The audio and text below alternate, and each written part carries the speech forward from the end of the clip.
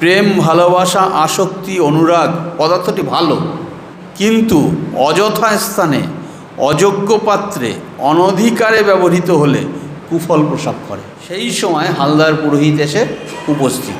এবার হালদার পুরোহিত কী করে দেখুন।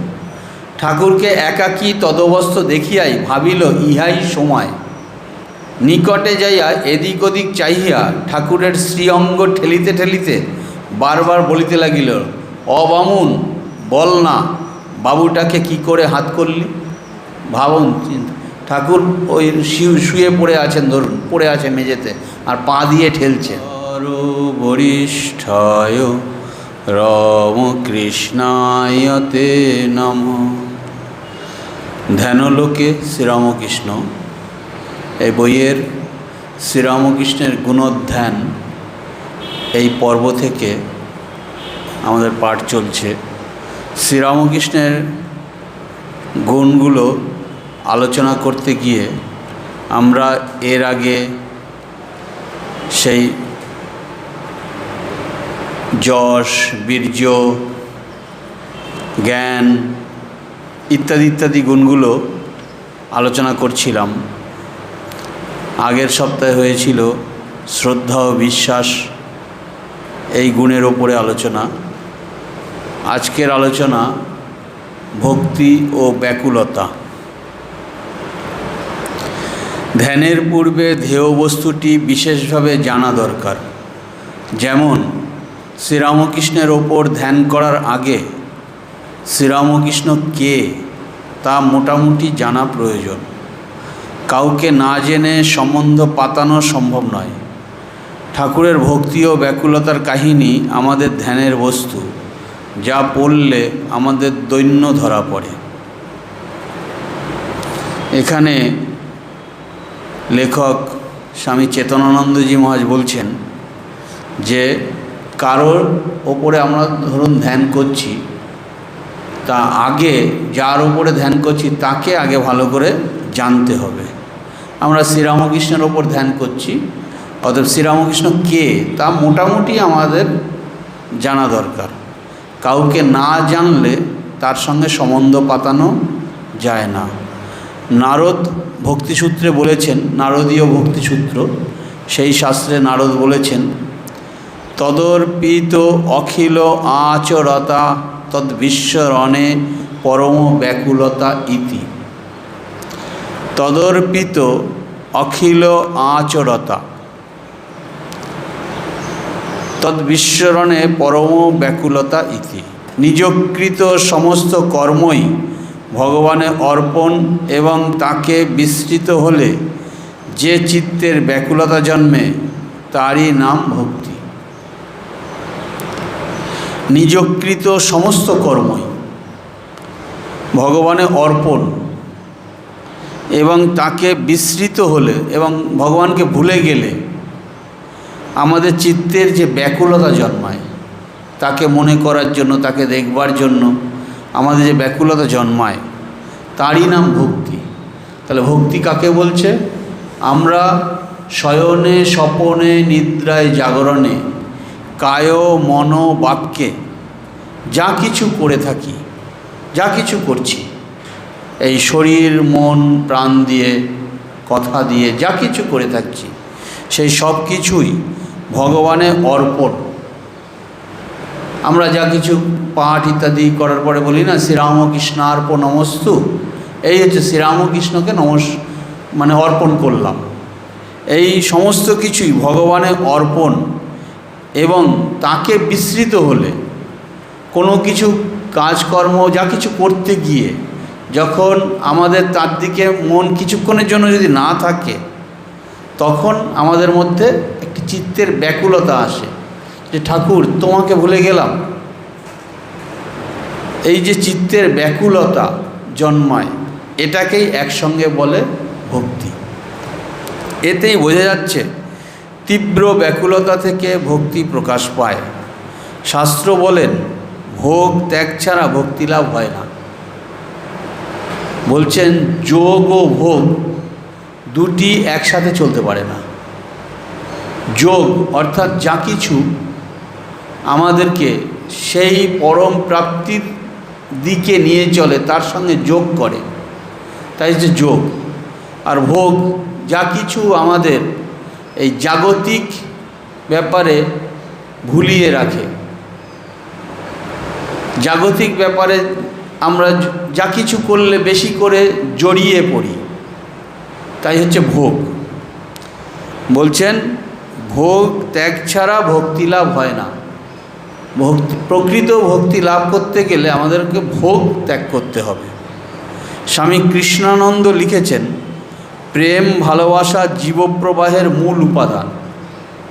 প্রতিটি জীবের মধ্যে প্রেম ভালোবাসা থাকাটাই স্বাভাবিক। প্রেম ভালোবাসা ছাড়া জীব হয় না। এই ভালোবাসাই জীবকে ভোগবিলাসে অনুরক্ত করে। সাধারণ যে কোনো জীব, তার ভিতরে যে ভালোবাসাটা, এই ভালোবাসাটাই তাকে ভোগবিলাসে অনুরক্ত করে। এই ভালোবাসাই জীবকে আবার কখনো কখনো সংসার ত্যাগী, বিষয় বিরাগী, অনুরাগী ভক্ত করে। বস্তুত প্রেম ভালোবাসা আসক্তি অনুরাগ পদার্থটি ভালো। প্রেম ভালোবাসা বা কখনো সেটাকেই বলছি আসক্তি বা কখনো বলছি অনুরাগ, এ ব্যাপারটা ভালো, কিন্তু অযথা স্থানে অযোগ্য পাত্রে অনধিকারে ব্যবহৃত হলে কুফল প্রসব করে। কিন্তু কাকে ভালোবাসি, কার সাথে প্রেম করছি, এইটা হচ্ছে মূল কথা। বলছে যে প্রেম ভালোবাসা ব্যাপারটা ভালো, কিন্তু যদি সেটা অযথা স্থানে, সেই যাকে ভালোবাসি তার পিছনে যদি যথাযথ কারণ না থাকে, অযথা স্থানে অযোগ্য পাত্রে অনধিকারে ব্যবহৃত হইলে কুফল প্রসব করে। যাকে ভালোবাসার আমার অধিকার নাই, তাকে যদি তার পেছনে যদি আমি পড়ে থাকি, তাহলে সেখান থেকে আমি কীরকম ফল পাবো বোঝা যাচ্ছে। আবার সেই ভালোবাসাই যদি তুমি গুরুকে ভালোবাসো, শাস্ত্র ভালোবাসো, বিদ্যা জ্ঞান সৎকর্ম ভালোবাসো, মা অন্নপূর্ণাকে ভালোবাসো, শ্রী রাধাকৃষ্ণাদিকে ভালোবাসো, ভালোবাসা এখানে সুফল প্রদান করবে। তাহলে ভালোবাসা সুফল দেবে না কুফল দেবে, সেটা নির্ভর করছে তুমি কাকে ভালোবাসছো এবং তার বদলে কি আশা করছো, এবং তুমি অনধিকারে ভালোবাসছো না তো, তোমার অধিকার আছে তো তাকে ভালোবাসছো। একমাত্র এই ভগবানই একমাত্র বস্তু যাকে ভালোবাসার অধিকার সকলের আছে, আর কিছু বস্তু নেই যাকে ভালোবাসতে সবাই পারে। আর তুমি এই ভগবানকে ভালো না বেসে তুমি জগৎ জননীকে ভালো না বেসে তুমি ভালোবাসছো, ধরো তুমি মদ খাইতে ভালোবাসো, বেশ্যালয়ে যাইতে ভালোবাসো, অন্যের ধন লইতে ভালোবাসো, সাধু নিন্দা করিতে বা অপথে কুপথে চলিতে ভালোবাসো, ভালোবাসা তোমাকে কুফল দান করিবে। অতএব ভালোবাসার দোষ নাই, দোষ লোকের ভালোবাসা প্রয়োগের। ভালোবাসার পাত্রটি তুমি ঠিক চিনেছো কি না। ভক্তি ও ব্যাকুলতার গুণে ঈশ্বর ধরা দেন। ঠাকুর ভক্তদের উৎসাহ দিয়ে বলতেন, ব্যাকুলতা থাকলে সাধুসঙ্গ জুটে যায়, ব্যাকুলতা হলেই অরুণ উদয় হলো, তারপর সূর্য দেখা দেবেন। ব্যাকুল হয়ে একবার কাঁদো, নির্জনে গোপনে দেখা দাও বলে। ব্যাকুল হয়ে ডাকলে তার কৃপা হয়, দর্শন হয়, নামে রুচি হয়, কুণ্ডলিনী জাগেন, তিনি শুনবেনই শুনবেন। কথামৃতের পাতায় পাতায় অনেক জায়গায় ঠাকুর এই ব্যাকুলতার কথা বলছেন। তিন টান এক হলে তিনি দেখা দেবেনই দেবেন। সে বিষয়ের উপর টান, মায়ের সন্তানের উপর টান, এরকম তিন টান এক হলে তিনি দেখা দেবেনই দেবেন। ব্যাকুলতা হলেই উদয় হবে, ব্যাকুলতা হয়ে একবার কাঁদো, নির্জন গোপনে দেখা দাও বলে। যে ব্যাকুলতা নিয়ে মা তার সন্তানকে ডাকে, যে ব্যাকুলতা নিয়ে গোমাতা তার ওই বৎসের কাছে ছুটে যায়, যে ব্যাকুলতা নিয়ে সতী নারী পতির জন্য চিন্তা করে, যে ব্যাকুলতা নিয়ে বিষয়ী লোকের বিষয় হারিয়ে গেলে চিন্তা করে, বিষয়ী লোকের বিষয় চোরে চুরি করে নিয়ে গেলে সে যে চিন্তায় পড়ে, এই তিন রকমের ব্যাকুলতা একসঙ্গে করে যদি কেউ সেই টানটাকে নিয়ে ভগবানের জন্য দেয়, তাহলে তিনি শুনবেন। ঠাকুর বলছেন ব্যাকুলতা হলে কি হয়? ব্যাকুল হলে অরুণোদয় হলো এবং তারপর সূর্য দেখা দেবেন। ব্যাকুল হয়ে কাঁদলে নির্জনে গোপনে তিনি দেখা দেবেন। ব্যাকুল হয়ে ডাকলে তার কৃপা হয়, দর্শন হয়, তার নামে রুচি হয়, কুণ্ডলিনী জাগেন, তিনি শুনবেন। তার কাছে প্রার্থনা করতে হয় যে ঠাকুর বা মা, যে নামেই ডাকি তাকে, তোমার নামে রুচি দাও, তোমার নামে রুচি দাও। এই নামে রুচি হয়, কুণ্ডলিনী জাগেন। ভক্তি সম্বন্ধে ঠাকুর নানা কথা বলেছেন। আমরা অনেক সময় ভাবি কি করে ভগবানকে ভালোবাসা যায়, যাকে চোখে দেখিনি তাকে ভালোবাসবো কেমন করে? ঠাকুর সোজা কথায় তার উত্তর দিয়েছেন। ঈশ্বরের কায়মনোবাক্যে ভজনা করার নাম ভক্তি।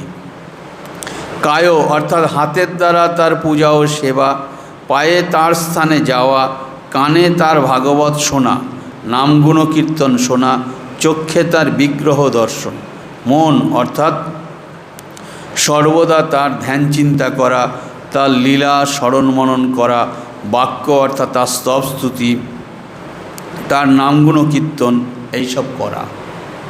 ভগবান শ্রীকৃষ্ণ গীতায় বলছেন অভ্যাসেন তুকন্তেয় বৈরাগ্যেন চকিচ্ছতে, মানে উপায় শুধুমাত্র অভ্যাস করা এবং বৈরাগ্য অর্জন করা।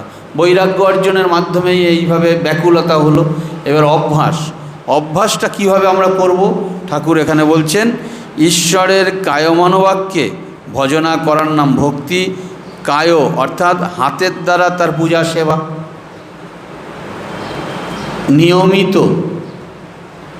নিয়মিত যদি একই সময়ে একই আসনে বসে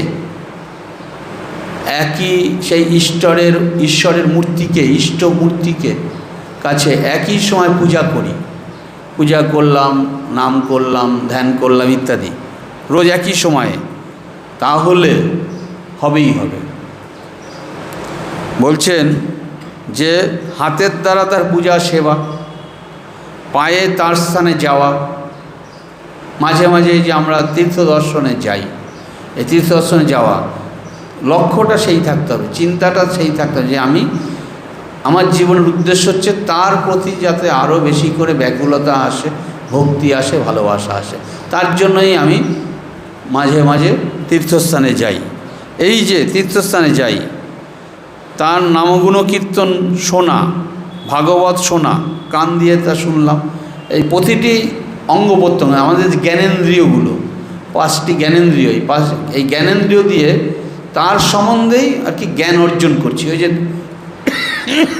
প্রথমে বললেন না যে যাকে না জানি তাকে ভালোবাসবো কেমন করে? জানা।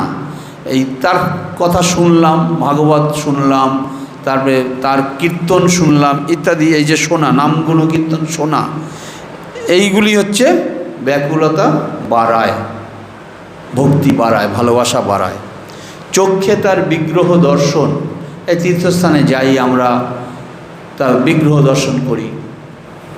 শ্রী মা বলেছেন যে কোনো তীর্থস্থানে গিয়ে ধুলো পায়ে আগে দর্শন করে নেওয়া উচিত। মানে গিয়েই প্রথমে আগে যে তীর্থে গেলাম, আমার যা উদ্দেশ্য যেটা, সেখানে গিয়ে তাকে আগে দর্শন, প্রণাম ইত্যাদি করা উচিত। চক্ষে তার বিগ্রহ দর্শন, মনে সর্বদা তার ধ্যান চিন্তা করা, তার লীলা স্মরণ মনন করা, বাক্য অর্থাৎ স্তব স্তুতি, তার নামগুণ কীর্তন এইসব করা, এইগুলি হচ্ছে ভক্তি লাভের উপায়। ভক্তি কিভাবে 3 গুণের মধ্য দিয়ে প্রকাশ পায় সে প্রসঙ্গে ঠাকুর বলেছেন, এই যে 3টে গুণ আছে, সত্য রজ তম, এই 3 গুণের মধ্যে দিয়ে ভক্তির প্রকাশ পায়। ঠাকুর বলছেন ভক্তির তম যার হয় তার বিশ্বাস জ্বলন্ত, ডাকাত পড়া ভাব। ভক্তির রজ, তিলক, রুদ্রাক্ষের মালা, গরদের কাপড়। ঠাকুর কথামৃতে বলেছেন যে ভক্তির তম যার ভেতর আছে সেই ভক্ত একদম তার ইষ্টের সঙ্গে এমন সম্পর্ক করে, দেখা দিবি না, দেখা তোকে দিতেই হবে। আর নাহলে ঠাকুরের যে ভাব একবার হয়েছিল যে সেই কালী মূর্তির কাছে সেই খড়গ নিয়ে বলছেন, মা দেখা দিবি না, যদি দেখা না দিস এই খড়গ দিয়েই নিজের প্রাণ বিসর্জন করব। তো এই হচ্ছে দেখা তোকে দিতেই হবে, এই ভাব, এইটা হচ্ছে ভক্তির তম। ভক্তির তম যার হয় তার বিশ্বাস থাকে জ্বলন্ত বিশ্বাস, ডাকাত পড়া বিশ্বাস, যে মাকে আমি ডেকেছি, মা দেখা দেবেনই দেবেন, না দেখা দিয়ে থাকতে পারবে না। আর ভক্তির রজ যাদের আছে তারা হচ্ছে কি, যে আমি আমার ইষ্টের সঙ্গে যে ভক্তি ভালোবাসার সম্পর্ক করছি এইটা বাইরে প্রকাশ পায় বেশি। যেমন সে হয়তো তিলক কাটা ইত্যাদি, রুদ্রাক্ষের মালা, বেশ বড় বড় দানার মালা পরলো, মালা যখন জপ করছে হয়তো সকলকে একটু দেখাচ্ছে, দেখিয়ে দেখিয়ে জপ করা, গরদের কাপড় পরা ইত্যাদি ইত্যাদি, যা কিছু করলে যে আমি যে একটা সাইনবোর্ড দিয়ে কিছু করা আর কি, সাইনবোর্ড মেরে সাধন ভজন করা, এটা হচ্ছে ভক্তির রজ। আর ভক্তির সত্ত্বগুণ যেমন, সেটা হচ্ছে ধ্যান করে অতি গোপনে। লোকে জানে যে ঠাকুরের কথামৃতেই আছে এগুলো, লোকে জানে যে ওনার হয়তো শরীরটা খারাপ হবে, তাই এখনও ঘর থেকে বেরোচ্ছে না, হয়তো তিনি শেষ রাতে বা মাঝরাতে উঠেই ওই বিছানার মধ্যে বসে বসেই জপ করছেন। কিন্তু বাইরের লোক জানে না, জানে শরীরটা খারাপ হয়তো, তাই ঘর থেকে বেরোচ্ছে না। এই হচ্ছে ভক্তির সত্য। পোশাকে আশাকে কোনো আড়ম্বর নাই, সাকান্ন পেলেই হলো, নিজের খাওয়া দাওয়ার ব্যাপারে যা হোক একটু কিছু পেলেই হলো, এই হচ্ছে ভক্তির সত্য। লৌকিক প্রেমকে ঠাকুর ঠাট্টা করে বলেছেন, তোমরা প্যাম প্যাম করো কিন্তু প্রেম কি সামান্য জিনিস গা। তোমরা প্যাম প্যাম করো কিন্তু প্রেম কি সামান্য জিনিস গা। প্রেমের দুটি লক্ষণ, জগৎ ভুল হয়ে যাবে। প্রেম যার হবে সে শুধু প্রেমাস্পদের কথাই শুধু ভাববে। রাধিকার যে প্রেম, শুধু ভগবানকেই তিনি ভাবছেন, অন্য জগৎ তার কাছে ভুল হয়ে যাচ্ছে। গোপীদের প্রেম, যখন সেই শ্রীকৃষ্ণের বাঁশির সুরে তারা ছুটে চলেছে, তখন ঘরের কাজ যেমনটা তেমন পড়ে রইল, হয়তো কানে একটা দুল পড়েছে আর একটা কানে দুল পড়ার সময় পায়নি, পোশাক আশাক কোনো কিছুর ঠিক ঠিকানা নাই, যেমন একটা কি মোটামুটি করে ছুটছে। এই যে তার ডাক শুনেছে, ডাক শুনে জগৎ তখন ভুল হয়ে যাচ্ছে। প্রেমের দুটি লক্ষণ, জগৎ ভুল হয়ে যাবে, দেহাত্মবোধ একেবারে চলে যাবে। এই দেহটা যে আমি এবং আমার, এই বোধ একেবারে চলে যাবে। ঠাকুর পঞ্চবটিতে ধ্যানে মগ্ন, তার হাঁটুর ওপর দিয়ে সাপ চলে গেল, তার টের পাচ্ছেন না। তার মাথার ওপরে বসে পাখি ঠুকরে দেখছে চুলের ভিতরে কোনো চাল আছে কিনা। ঠাকুরের ওই সময় তপস্যার সঙ্গে বেশ বড় বড় চুল হয়ে গিয়েছিল এবং জটা পড়ে গিয়েছিল।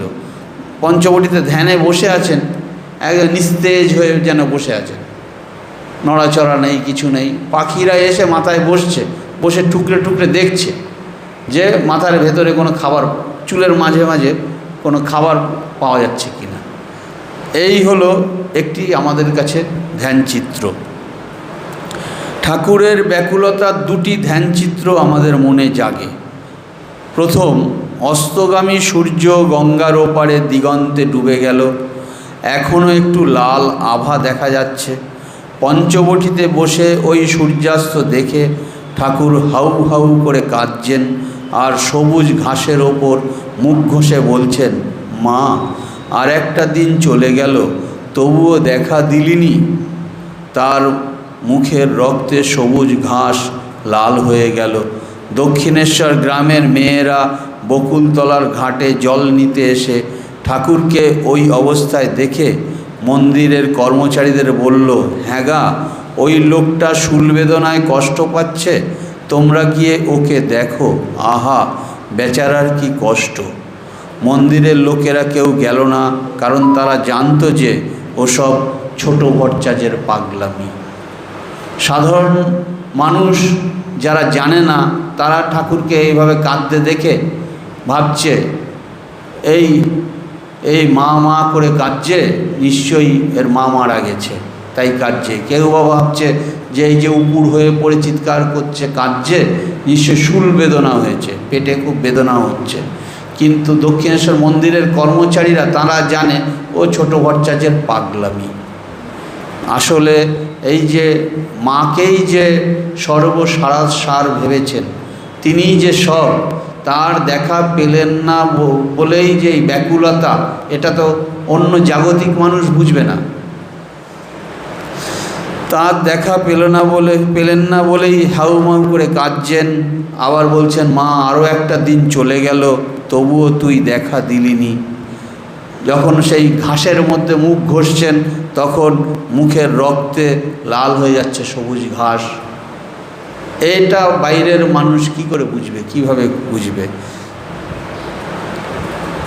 দ্বিতীয় চিত্র, ভক্তি নদীতে বন্যা হলে দুই কূল ভেসে যায়, বাঁধও ভেঙে যায়। ঠাকুরের প্রথম দর্শন হয়েছিল ব্যাকুলতার দ্বারা। স্বামী শারদানন্দের লেখনীতে ফুটে উঠেছে এই অপরূপ ধ্যানচিত্র। তাহার শ্রীমুখে শুনিয়াছি, এই সময়ে একদিন তিনি জগদম্বাকে গান শোনাইতেছিলেন। শারদানন্দ মহারাজ লিখছেন যে তিনি ঠাকুরের মুখেই শুনেছেন যে তাহার শ্রীমুখে শুনিয়াছি, এই সময়ে একদিন তিনি জগদম্বাকে গান শুনাইতেছিলেন এবং তাহার দর্শন লাভের জন্য নিতান্ত ব্যাকুল হইয়া প্রার্থনা ও ক্রন্দন করিতেছিলেন। বলিতেছিলেন, মা এত যে ডাকছি তার কিছুই তুই কি শুনছিস না? রামপ্রসাদকে দেখা দিয়েছিস, আমাকে কি দেখা দিবি না? তিনি বলিতেন, মায়ের দেখা পাইলাম না বলিয়া তখন হৃদয়ে অসহ্য যন্ত্রণা। জল শূন্য করিবার জন্য লোক যেমন সজোরে গামছা নিংড়াইয়া থাকে, মনে হইল হৃদয়টাকে ধরিয়া কে যেন তদ্রূপ করিতেছে। মার দেখা বোধহয় কোনো কালেই পাইব না ভাবিয়া যন্ত্রণায় ছটফট করিতে লাগিলাম। অস্থির হইয়া ভাবিলাম, তবে আর এ জীবনে আবশ্যক নাই। মার ঘরে যে অসি ছিল, দৃষ্টি সহসা তাহার উপর পড়িল। এই দণ্ডেই জীবনের অবসান করিব ভাবিয়া উন্মত্ত প্রায় ছুটিয়া উহা ধরিতেছি।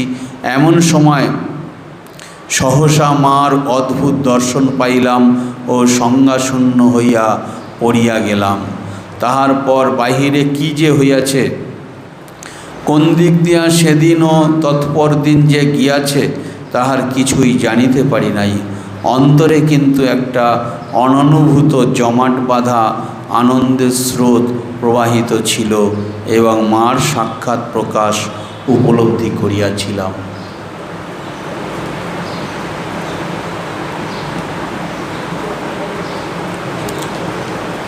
ভগবৎ কৃপার লক্ষণ তিনটি: তীব্র পুরুষকার, ব্যাকুলতা ও নিরলস চেষ্টা। ঠাকুরের জীবনে এগুলি বিশেষভাবে প্রকটিত হয়েছিল। তীব্র পুরুষকার, ভগবৎ কৃপা কারো হয়েছে কিনা সেটা বাইরের লক্ষণ তিনটে। তার ভেতরে থাকবে তীব্র পুরুষকার, যেভাবেই হোক এ জীবনেই ভগবান লাভ করবই, এই হচ্ছে তীব্র পুরুষকার। ব্যাকুলতা আর নিরলস চেষ্টা, চেষ্টার মধ্যে কোনো খামতি থাকবে না। ঠাকুরের জীবনে এই তিনটেই প্রকটভাবে হয়েছিল। পরের গুণ সম্বন্ধে এখানে লেখক আলোচনা করছেন যে পরের গুণটি হচ্ছে ক্ষমাশীলতা ও সহনশীলতা। শাস্ত্র বলেন, শক্তানাং ভূষণং ক্ষমা। শক্তিশালী ব্যক্তির ক্ষমা হচ্ছে অলঙ্কার। শ্রীরামকৃষ্ণ আমাদের জানিয়েছেন তিনটি স ও তাদের রহস্য। তার পূর্বে কেউ শকে এভাবে জেনেছিলেন কিনা শোনা যায় না। ঠাকুরের উক্তি, সহ্য গুণের চেয়ে আর গুণ নেই, যে সয় সেই রয়, যে নাশ হয় সে নাশ হয়। সকল বর্ণের মধ্যে স তিনটে, তালব্য স, মূর্ধন্য স, দন্ত স। ঠাকুরের কথায় সকলেরই সহ্য গুণ থাকা চাই। যেমন কামার বাড়ির নাইয়ের ওপর কত জোর করে বড় বড় হাতুড়ি পেটে, তথাপি কিছুমাত্র বিচলিত হয় না নাই, সেইরূপ কূটস্থবৎ বুদ্ধি থাকা চাই। যে যাই বলুক ও যে যাই করুক না কেন, সমুদয় সহ্য করে যাব। আমার জীবনের একমাত্র লক্ষ্য ভগবান লাভ।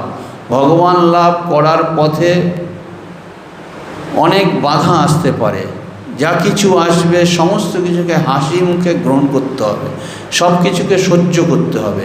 এটাই হচ্ছে, যখনই কেউ সমস্ত কিছুকে সহ্য করার মতো শক্তি ভেতর থেকে অর্জন করবে, তখনই তার ভেতরে ক্ষমাশীলতা আসবে। সেই যে বলা হচ্ছে, শাস্ত্রে বলছেন সহনং সর্বদুঃখানাং অপ্রতিকার পূর্বকম চিন্তা বিলাপ রহিতম সা তিতিক্ষা নিগত্যতে। এই যে সহ্য করার গুণ, এটাকেই বলছে তিতিক্ষা। এই তিতিক্ষা গুণে সাধককে এই তিতিক্ষা গুণ অর্জন করতে হবে। ক্ষমা ও সহ্য গুণদ্বয় অঙ্গাঙ্গিভাবে জড়িত। যার ভেতরে যত সহ্য গুণ আছে সে তত ক্ষমা করতে পারে, আর সেই তত এই ক্ষমা গুণ অর্জনের মাধ্যমে সে তত তার ভেতরের যে সবলতা, সেই সবলতার প্রকাশ পায়। বলছে সবল মানুষ যে, শক্ত মানুষ যে, সেই ক্ষমা করতে পারে। যে নিজেই দুর্বল সে আবার ক্ষমা করবে কি করে? ক্ষমা ও সহ্য গুণদ্বয় অঙ্গাঙ্গিভাবে জড়িত। এই গুণদ্বয়ের অভাব হলে মনুষ্য জীবন দুর্বিষহ হয়ে ওঠে। ঠাকুর বলেছেন, লোকের সঙ্গে মনান্তর থাকলে প্রথমে একবার কথাবার্তা কইতে তাদের সঙ্গে ভাব করতে চেষ্টা করবে। চেষ্টা করেও যদি না হয়, তারপর আর ওসব ভাববে না। তার শরণাগত হও, তার চিন্তা করো, তার শরণাগত হও, তার চিন্তা করো। তাকে ছেড়ে অন্য লোকের জন্য মন খারাপ করবার দরকার নাই। যে মন তাকে দেব, সে মন এদিক ওদিক বাজে খরচ করব? ঠাকুর বলছেন, লোকের সঙ্গে মনান্তর থাকলে প্রথমে একবার কথাবার্তা কইতে, সাংসারিক বা যে কোনো ব্যাপারে, যে যার সঙ্গে একটু মনান্তর হলো, মনান্তর হতেই পারে কথা কাটাকাটি কাজকর্ম করতে গিয়ে, প্রথমে একবার কথা বলতে চেষ্টা করো।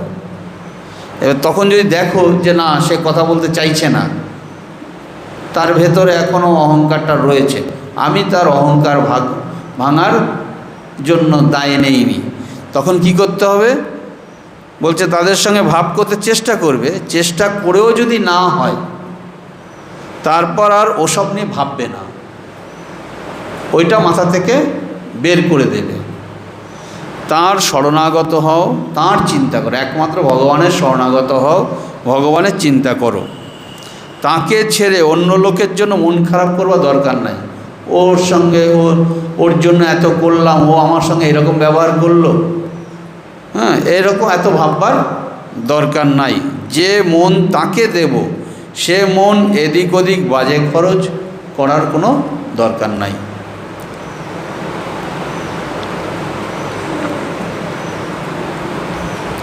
মনের বাজে খরচ বলে একটা কথা আছে।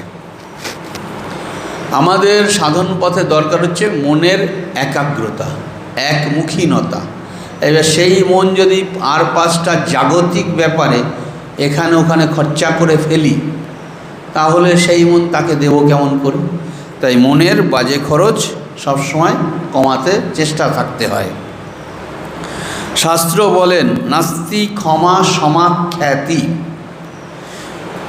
অর্থাৎ ক্ষমার তুল্য প্রশংসার আর কিছু নাই।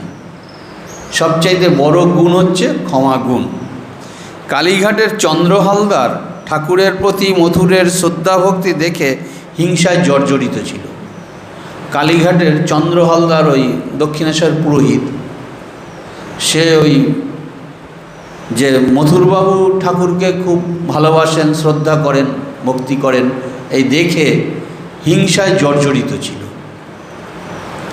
তার ধারণা হলো ঠাকুর কোনো গুনটুন করে মথুরবাবুকে বশীভূত করেছেন। তার পরের চিত্র স্বামী শারদানন্দ এইভাবে লিখেছেন লীলা প্রসঙ্গ গ্রন্থে।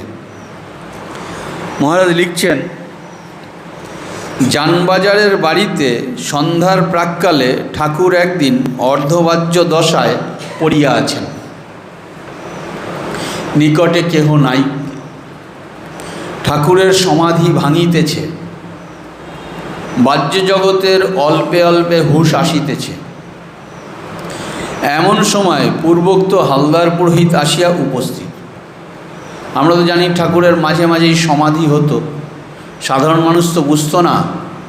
তা সমাধিতে যখন থাকতেন, তারপরে আস্তে আস্তে যখন সমাধি ভাঙছে আর কি, অর্ধবাহ্য দশা, সেই দশায় ঠাকুরের অল্প অল্প হুঁশ আসছে। সেই সময় হালদার পুরোহিত এসে উপস্থিত। এবার হালদার পুরোহিত কী করে দেখুন, ঠাকুরকে একাকী তদবস্থ দেখিয়াই ভাবিল ইহাই সময়, একা আছে, এই সময় একটু হয়ে যাক। নিকটে যাইয়া এদিক ওদিক চাহিয়া ঠাকুরের শ্রীঅঙ্গ ঠেলিতে ঠেলিতে বারবার বলিতে লাগিল, অবামুন বল না, বাবুটাকে কি করে হাত করলি। ভাবুন, ঠাকুর ওই শুয়ে পড়ে আছেন, ধরুন পড়ে আছে মেঝেতে, আর পা দিয়ে ঠেলছেন, পা দিয়ে ঠেলছেন আর বলছেন, অবামুন বল না, বাবুটাকে কি করে হাত করলি, কি করে বাগালি, বল না। ঢং করে চুপ করে রইলি যে, ঢং করে যে চুপ করে রইলি, বল না কি করে কি করলি। বারবার ওইরূপ বলিলেও ঠাকুর যখন কিছুই বলিলেন না বা বলিতে পারিলেন না, কারণ ঠাকুরের তখন কথা কহিবার মতো অবস্থাই ছিল না। তখন কুপিত হইয়া, যা শালা বললি না বলিয়া সজোরে পদাঘাত করিয়া অন্যত্র গমন করিল। যা শালা বললি না বলে এক লাথি মেরে চলে গেল সেই চন্দ্র হালদার। নিরভিমান ঠাকুর মথুরবাবু এ কথা জানিতে পারিলে ক্রোধে ব্রাহ্মণের উপর বিশেষ একটা অত্যাচার করিয়া বসিবে বুঝিয়া চুপ করিয়া রহিলেন। পরে কিছুকাল পরে অন্য অপরাধে মথুরবাবুর কোপে পড়িয়া ব্রাহ্মণ তাড়িত হইলে একদিন কথায় কথায় মথুরানাথকে ওই কথা বলেন। শুনিয়া মথুর ক্রোধে দুঃখে বলিয়াছিলেন, বাবা এ কথা আমি আগে জানলে বাস্তবিকই ব্রাহ্মণের মাথা থাকতো না। চিন্তা করুন কত বড় ঘটনা। ঠাকুর শ্রীরামকৃষ্ণের সঙ্গে এইরকম ঘটনা ঘটেছে। ওখানে যদি আমাদের মতো কেউ থাকতো, আমাদের সঙ্গে যদি এরকম ঘটনা ঘটতো,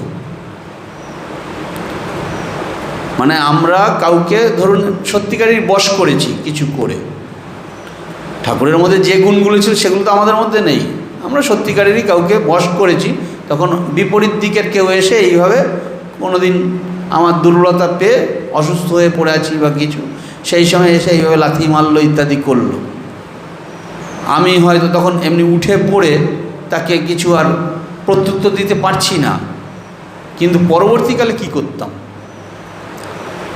তখন ওই সময় চিৎকার চেঁচামেচি করে বাবুকে আগে ডাকতাম, বাবুকে ডেকে তাকে ওই রাগের মাথাতেই খুব ভালো করে ইনিয়ে বিনিয়ে আরও বেশি করে বলতাম, বলে তারপরে বাবু তো তখন বলছেন কি, যদি তখন জানতে পারতাম তাহলে ওর ধরে মাথা থাকতো না, চন্দ্র হালদারের ধরে মাথা থাকতো না।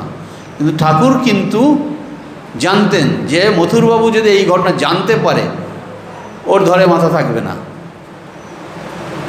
তাই তিনি কিন্তু সমস্ত কিছু হজম করে গেলেন, কাউকে কিচ্ছু জানালেন না।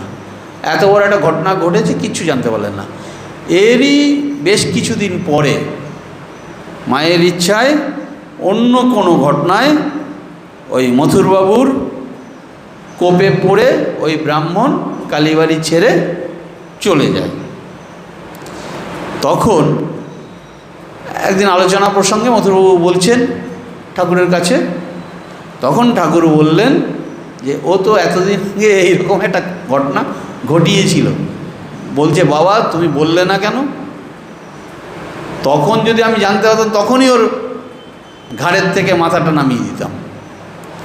তো এই রকম সহ্য গুণ, এই রকম ক্ষমা গুণ আমাদের ঠাকুরের ছিলেন। ঠাকুর স্বয়ং অবতার হয়ে এই আঘাত হজম করলেন, আর আমরা একটু বিরূপ সমালোচনা বা কটাক্ষপূর্ণ কথা শুনলেই তেলে বেগুনে জ্বলে উঠি এবং রেগে দু কথা শুনিয়ে দিই। এই চিত্র ধ্যান করলে আমাদের ক্ষমা ও সহ্য গুণ বৃদ্ধি পাবে। শ্রীম ও ঠাকুরের ক্ষমা ও সহ্য গুণের দুটি চিত্র বর্ণনা করেছেন। ঠাকুর নন্দনবাগানে গেছেন ব্রাহ্ম সমাজের বাৎসরিক উৎসবে। কর্তা মারা গেছেন, ছেলেরা করছে।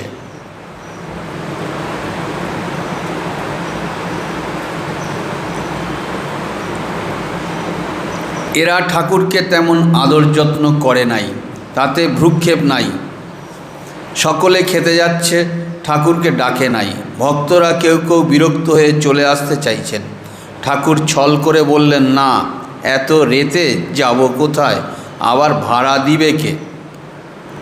শেষে এক স্থানে নিজে গিয়ে বসলেন। জায়গাটা অপরিষ্কার ছিল, জুতো রাখার স্থান। নুন টাকনা দিয়ে দুই একখানা লুচি খেয়ে এলেন। কেন করলেন? না, ছেলে মানুষ ওরা, জানে না তাকে, তিনি তো তাদের জানেন, তাই কৃপা করে খেয়ে এলেন। আরেকটি চিত্র ঠাকুরের সহ্য গুণের মাস্টারমশাই এইভাবে এঁকেছেন। বলছেন, নন্দনবাগানে, কলকাতা নন্দনবাগানে ঠাকুরের এক ভক্ত ছিলেন, তিনি মারা গেছেন। সেই ভক্ত, তারপরে তার ছেলেরা অল্প বয়স, তারা তো ঠাকুরকে অতটা জানেন না ভালো, তা বাড়িতে, তাদের বাড়িতে উৎসব, সেই উৎসবে ঠাকুরকে নিমন্ত্রণ করেছেন। আর 5টা লোককে যেমন করে তেমন করেছেন। তা ঠাকুর গেছেন, কথামৃতে আছে, বার করে দেখবেন পড়ে। সেখানে দেখছেন যে অন্য লোকজন হইচই চলছে, সব যে যার প্রসাদ পাচ্ছে, কিন্তু ঠাকুরকে কেউ ডাকছে না। এদিকে রাত হয়ে যাচ্ছে। তা ওই রাজা মহারাজ ইত্যাদি ওনারা বলছেন, চলে আসুন, চলে আসুন, দরকার নাই। ওরা তো কেউ ডাকছে না যখন, তা বলছে, না রে, শুধু রাগ করলে কি হয়, এত রাতে যাব কোথায়, না খেয়ে যে চলে যাব। তারপরে আবার গাড়ি ভাড়া 3 টাকা 12 আনা, তা পাবো কোথায়, এদের কাছ থেকে তো নিয়ে যেতে হবে, এই রকম করছে। তা যাই হোক, এইবার শেষে একটু ভিড় কমার পরে হয়তো একটা জায়গা এক পাশের দিকে ঠাকুরকে বসতে দিলেন। সে জায়গাটা অপরিষ্কার জায়গায় বসতে দিলেন। সেইখানে বসেই সে জুতো রাখার জায়গা, বলছে জায়গাটা অপরিষ্কার ছিল, জুতো রাখার স্থান। তো ওই লুচি দিয়েছে, আর কি একটু তরকারি কিছু হয়তো দিয়েছে, কিন্তু তিনি সেটা খেতে পারলেন না। তখন নুন টাকনা দিয়ে লুচি খেলেন, নুন টাকনা দিয়ে লুচি খেলেন। ভাবতে পারেন, তিনি কি না খেয়ে চলে আসলে কি মরে যেতেন, সেই জন্য খেয়েছেন? না, ছেলে মানুষ ওরা, জানে না তাকে, তিনি তো তাদের জানেন, তাই কৃপা করে খেয়ে এলেন। যদি তার বাড়িতে গিয়ে না খেয়ে চলে আসেন, ওদের অকল্যাণ হবে, তাই ওদের বুঝতে দিলেন না, যা দিয়েছেন তাই খেয়ে চলে এলেন। অনেক সময় দেখা যায় আমরা রান্নায় সামান্য একটু এদিক ওদিক হয়ে নুন বেশি বা নুন কম হয়ে গেলে কেউ কেউ তো খুব হইচই করে বসি, বাড়ি ভেঙে ফেলি যেন। কিন্তু যারা প্রকৃত গুণী, আপনি যেমন দেবেন, আপনার বাড়িতে হয়তো গেছেন, আপনি যেমন দেবেন, হয়তো চায়ে মিষ্টি দেনইনি, তিনি ওই খেয়ে দিয়ে চলে, আপনাকে বুঝতেও দেবে না।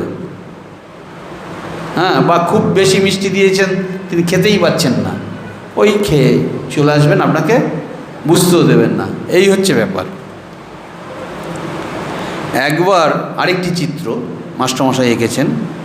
একবার রাসমণির নাতি ত্রৈলোক্য মেয়ে মানুষ সব নিয়ে এসেছে কুঠিতে, আমোদ আহ্লাদ হবে। কুঠিতে এসেছে, মেয়ে মানুষদের নিয়ে নাচ গান ইত্যাদি হবে।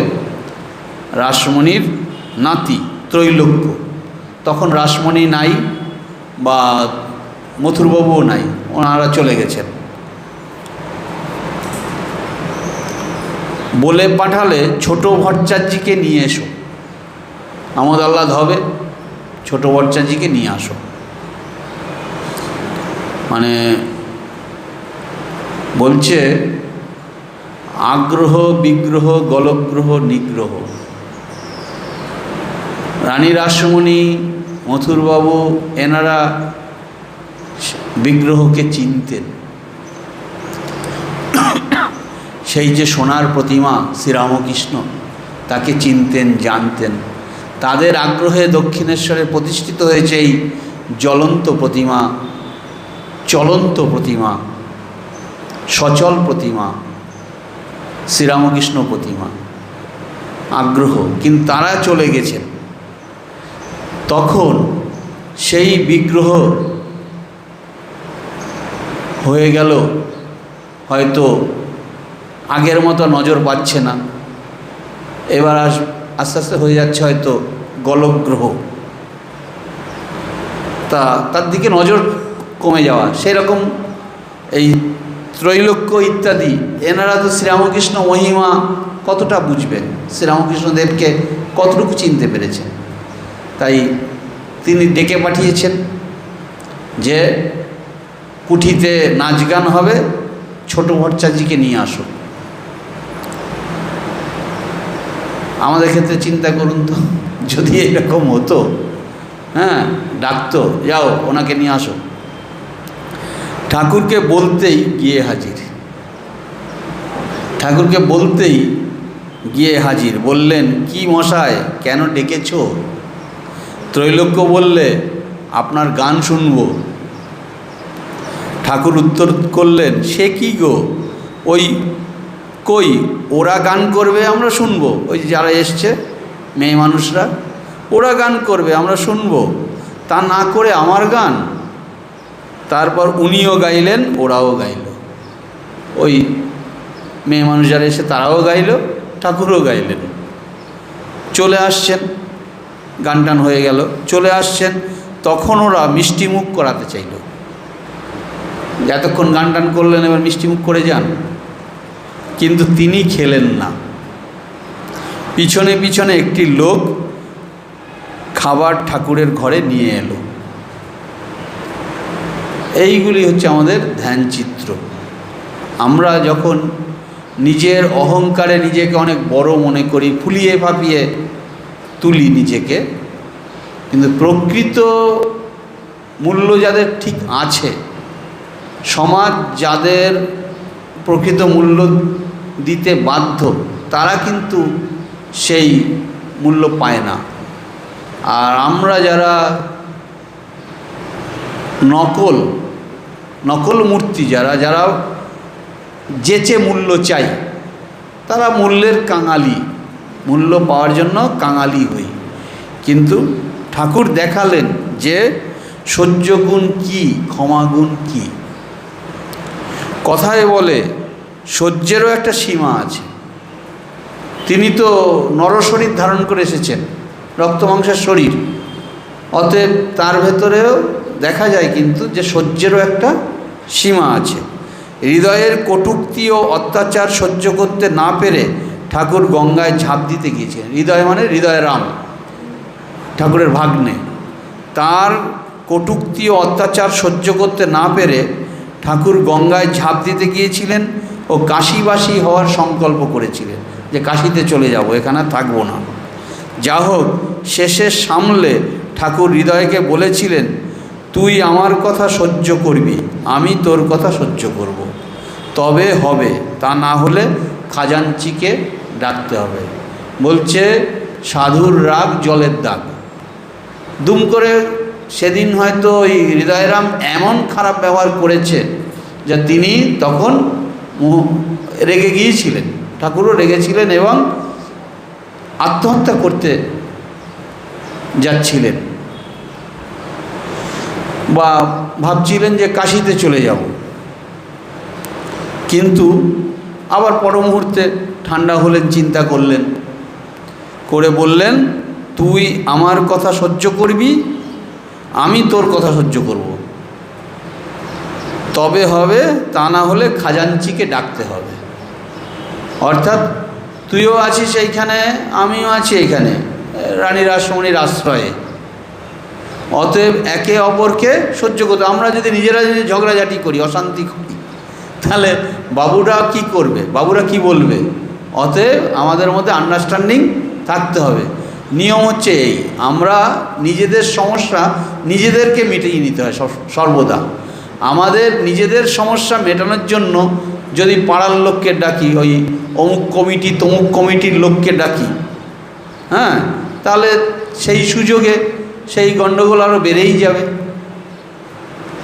তাই ঠাকুর এখানে বললেন যে তুই আমার কথা সহ্য করবি, আমি তোর কথা সহ্য করব, তবে হবে, তা না হলে খাজাঞ্চিকে ডাকতে হবে। খাজাঞ্চি অর্থাৎ মন্দিরের ম্যানেজারকে ডাকতে হবে আর কি।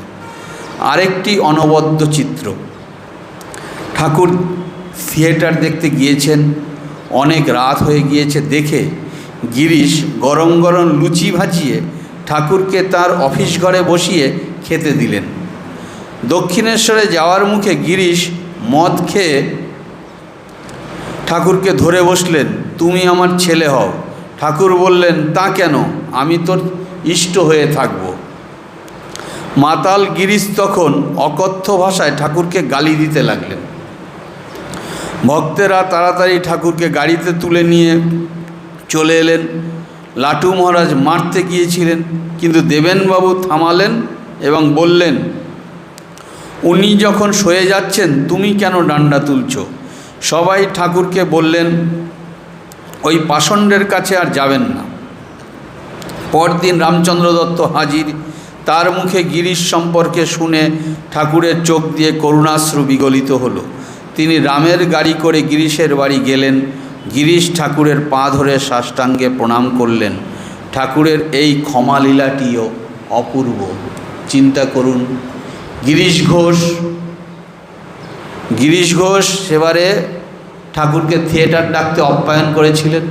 থিয়েটার দেখা হয়েছে, দেখার পরে রাত্রি হয়ে গেছে, তো বললেন যে লুচি ইত্যাদি খাওয়ার ব্যবস্থা করা হলো। তা খেতে দিয়ে এইবার তিনি বায়না ধরেছেন যে আমার ছেলে হতে হবে। ঠাকুর বললেন, আমি তোর ছেলে হতে যাবো কেন ইত্যাদি, হ্যাঁ, আমি মজা করছেন, ঠাকুর ভাবছেন মজা করছেন ইত্যাদি। তুই তাহলে মাতালের খেয়াল, তাহলে বল তুমি ছেলে হবে না, তাহলে ওঠো এখান থেকে, বেরো এখান থেকে, এই বলে খেতে বসা থেকে তুলে দিলেন। এবং